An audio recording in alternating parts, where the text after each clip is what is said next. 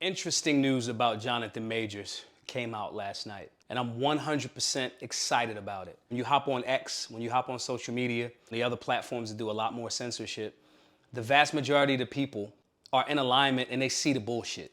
They see the fact that the villain in Creed 3, the muscle-bound black dude, didn't attack and beat and brutalize the innocent white woman as if the King Kong fallacy situation they got going on. The general public sees it as bullshit. Unfortunately, District Attorney Bragg down in Manhattan wanted to charge and sentence him for Hollywood reasons, television reasons, clout reasons, whatever it is.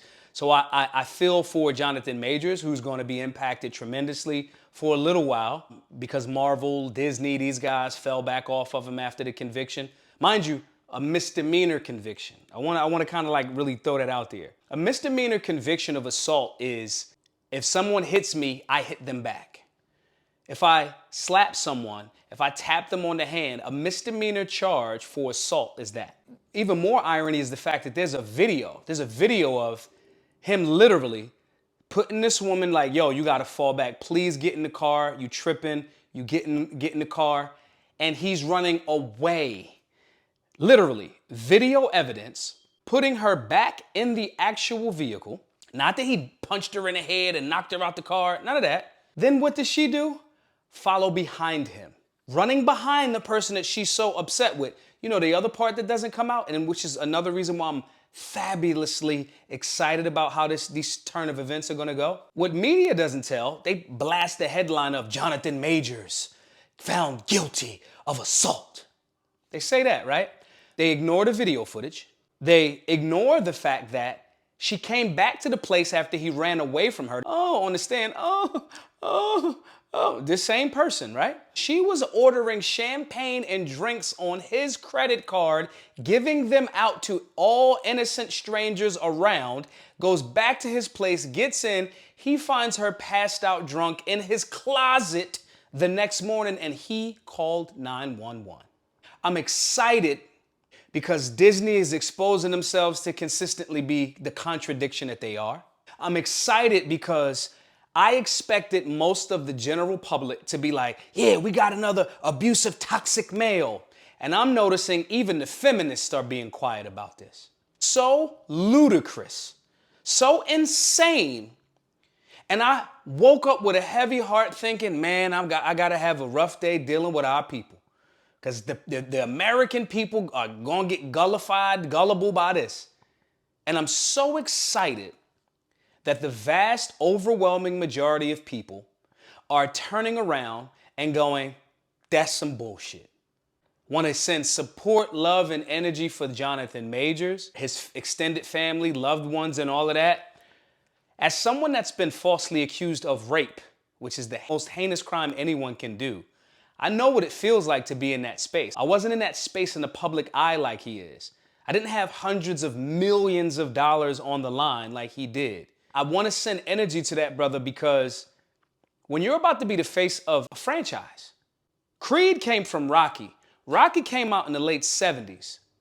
And if Creed is out now in the mid-2020s, that means he may have been able to be a part of that franchise 20 years from now, 30 years from now, 40 years from now.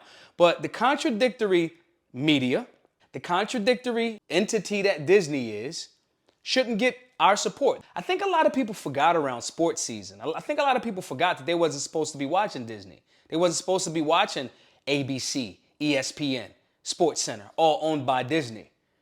And now the American people see how contradictory Disney's being, and they weren't tricked by it. Now maybe we can get back to not watching Disney. Maybe the station that's pushing propaganda on your children, sexual propaganda on your children, maybe this is a good reminder for the people to remember that you wasn't supposed to be supporting that bullshit in the first place. That's the thing that I feel so jovial for. This is like a Christmas miracle. That's how I feel about it.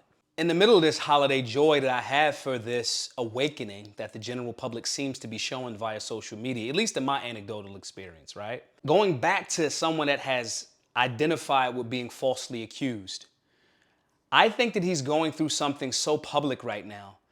The media is not telling the entire story.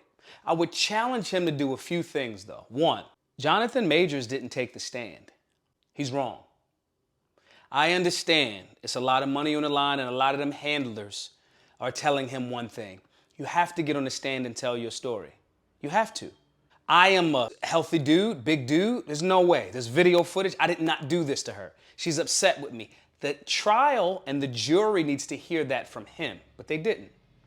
Now the argument could be, well, maybe the jury would have felt like he's just acting. It would only feel like that if the evidence was mounted against him, and it's not.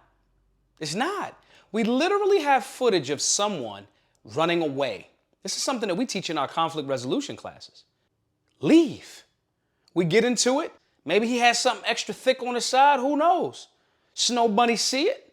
She upset. Hey. He gets out, he running. He wasn't running like he was a runaway slave because he just stole some food. He was running like, I gotta get away from this. But all of that gets ignored. This ordeal's been going on for some time now. I know that as this being that's in you, the strong being that's like, I didn't do this, is being tampered and dampened down by handlers telling you, no, just don't say nothing. Show up in court with the Bible every day. Show up in court with Megan Good. They're telling you this. The good part is he was convicted of a misdemeanor. That's the good part. So some of the lies and propaganda just couldn't stand. Even though the facts are the facts, the general public is not aware of those facts. And it's going to sit heavy on his heart because it's being packaged as I am a domestic abuser. I want to read real quick something that one of the attorneys said in the closing arguments as it relates to Jonathan Majors. In her closing arguments, prosecutor Kelly Galloway said Majors was following a well-worn playbook used by abusers to cast their victims as attackers. Quote, "This is not a revenge plot to ruin the defendant's life or his career," Galloway said. Quote, "You were asked why you are here because domestic violence is serious." Here's the irony of big, bad, scary black man that's all through that sentence. The irony is she took advantage of his credit cards. She ran after him. She came to his house. She hit him.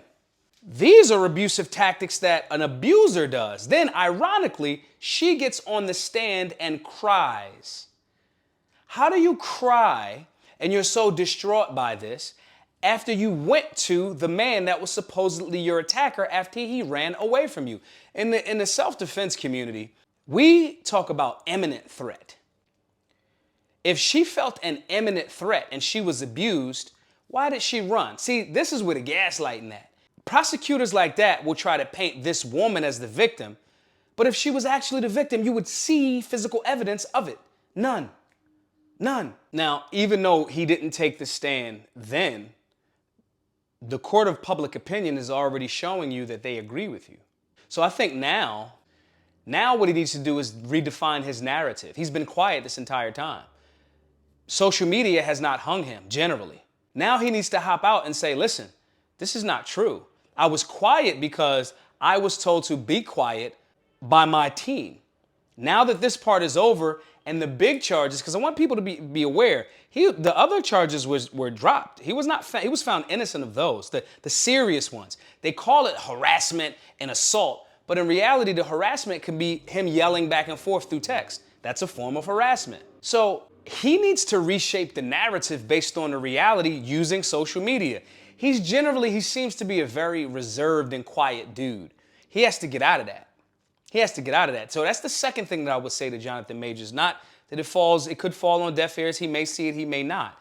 I'm assuming that he's probably trying to stay away from the internet and social media right now for his own strength, sanity, and mental health, because the internet can be a very vile place.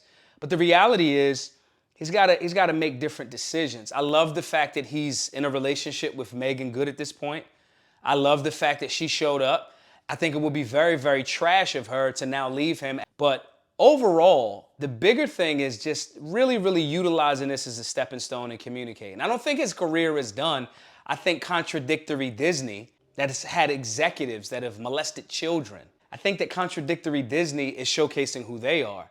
But I think he's a very talented actor that was on his rise to stardom. And I think the other question that it begs us to ask is, What are other young men gonna learn from this? They met on the set of a different movie that he was doing. That would have been red flag number one for me. People show up, and if you don't know where they came from, or they just happen to be in the place that you're at, you gotta question that. She ain't no damn soulmate. She's a demon. She got on the stand, lied, and cried. I hate to sound like I'm trying to bring race into it. I hate to sound that way because it's such an overdone trope. Some things are racist, everything isn't. But this is such a fucking stereotypical, oh, the big black dude assaulted me. I'm the gentle snow bunny and I'm crying on the stand. It's just reeks. The American history reeks with the bullshit. However, as men, we have to start looking at our choices and who we choose to be with. I don't meet girls in gun ranges. I don't meet girls at Black Guns Matter or Solutionary Center events. I'm not interested.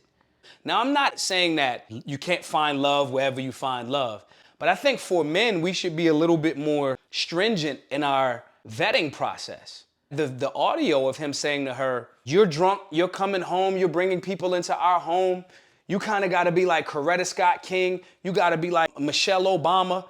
Even that was him speaking to, you got to step your class game up.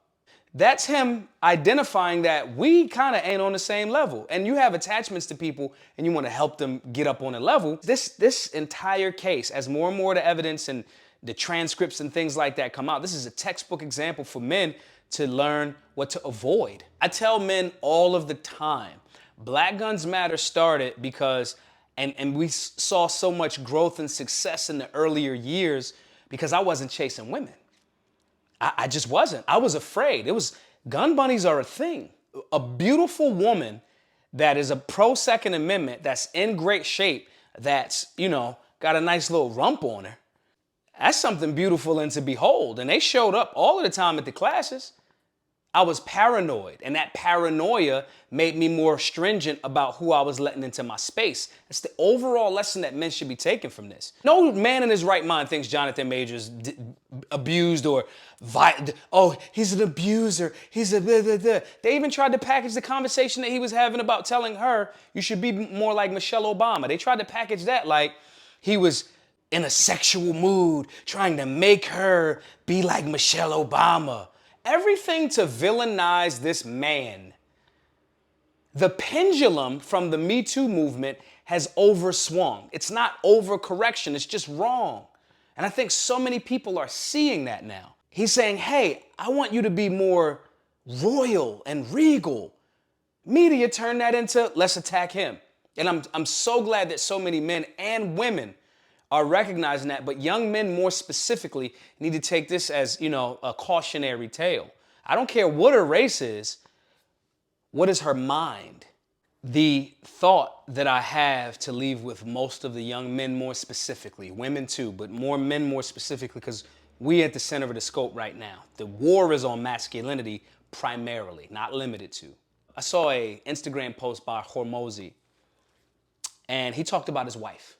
And he said when he met her, or when they got together, maybe his net worth was around maybe $2 million. And he said after they got together, 24 months later, his personal income was $17 million. Every great man that I speak to that has made progress has picked the right woman. Every great man that has had hardships that I'm aware of, celebrity or not, a major contributing factor to their downfall has been the woman that they chose. Our choices in women, young men, are going to be the thing that can elevate your life or send you down to the lowest pits of hell for a time. Which one of those scenarios you get is completely based on your feminine choices, because there is definitely a war on masculinity. Be safe, be solutionary.